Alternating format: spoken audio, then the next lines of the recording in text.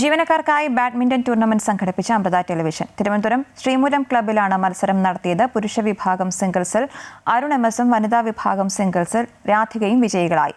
തിരുവനന്തപുരത്തെ വിജയികൾ കൊച്ചിയിൽ നടത്തിയ മത്സരത്തിലെ വിജയികളുമായി ഏറ്റുമുട്ടും.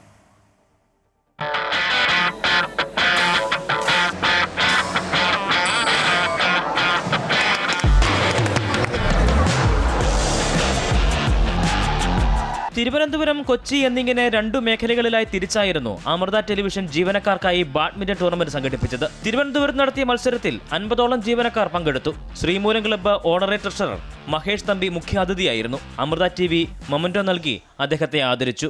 മനോഹരമായ ഈ ഒരു പ്രഭാതത്തിൽ എന്നെ ക്ഷണിച്ചതിൽ വളരെ നന്ദി. എൻ്റെ ഓർമ്മ ശരിയാണെങ്കിൽ ഇത് 3-ാം വർഷമാണ് ശ്രീമൂലം ക്ലബ്ബ് ഈ അമൃത TVയുടെ ഈ ബാഡ്മിൻ്റൺ മേളയ്ക്ക് ആതിഥ്യമേറുന്നത്.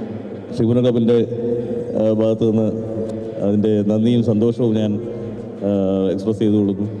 ചോരുണ്ടെങ്കിലേ ചിത്രം വരയ്ക്കാൻ പറ്റൂ. നമ്മൾ പ്രൊഫഷണലി നമ്മൾ എത്ര വലിയ മഹാനായാലും എത്ര കഴിവുണ്ടെങ്കിലും ഒക്കെ ശരി തന്നെ. പക്ഷെ ബേസിക്കലി അവനവൻ്റെ ആരോഗ്യം അത് വളരെ ഇമ്പോർട്ടൻ്റ് ആണ്. അത് അവരവർ തന്നെ വിചാരിച്ചാലേ പറ്റുള്ളൂ. മറ്റൊരാൾക്കും അതിന് ഒന്നും ചെയ്യാൻ പറ്റില്ല.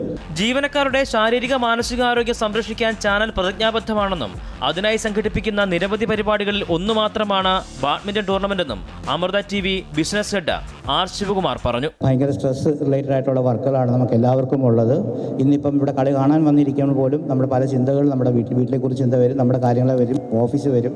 അപ്പോൾ ആ ചിന്തകളിൽ നിന്നെല്ലാം മാറി ഒരു കളി എന്നുള്ളത് ഒരു കോമ്പറ്റീഷനേക്കാൾ ഉപരി ഒരു ഉത്സാഹവും ഒരു ഉത്സവമാക്കി മാറ്റണം എന്നുള്ളതാണ്. നമ്മൾ നോക്കുമ്പോൾ ലൈഫ് സ്റ്റൈൽ ഡിസോർഡേഴ്സ് വളരെ വർദ്ധിച്ചു വരുന്നൊരു കാലഘട്ടം. അമൃത TVയിൽ തന്നെ കഴിഞ്ഞ ഒരു 5 വർഷം എടുത്താൽ അതിൻ്റെ ഉദാഹരണങ്ങൾ ഒട്ടനവധിയുണ്ട്.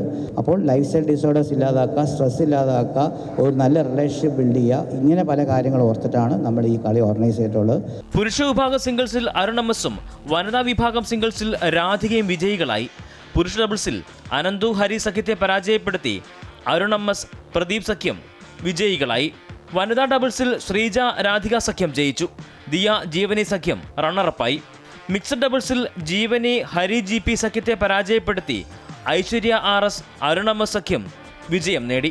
കളി നിയന്ത്രിച്ച ട്രിവാൻഡ്രം ബാഡ്മിന്റൺ ഷട്ടിൽ അസോസിയേഷൻ റഫറിമാരായ Manoj Kumar SL, Yasir A, John Paul A, Gokul Krishna OS എന്നിവരെയും മൊമെന്റോ നൽകി ആദരിച്ചു.